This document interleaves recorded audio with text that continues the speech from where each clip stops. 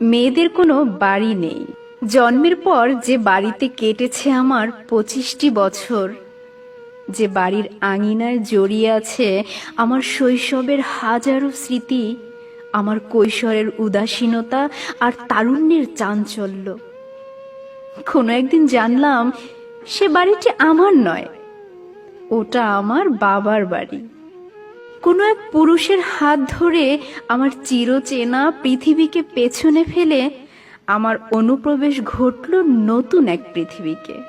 আমাকে বলা হলো, শ্বশুর বাড়ি যাচ্ছ, এখন থেকে ওটাই নিজের বাড়ি মনে করবে, আমৃত্যু তোমাকে ওখানেই থাকতে হবে।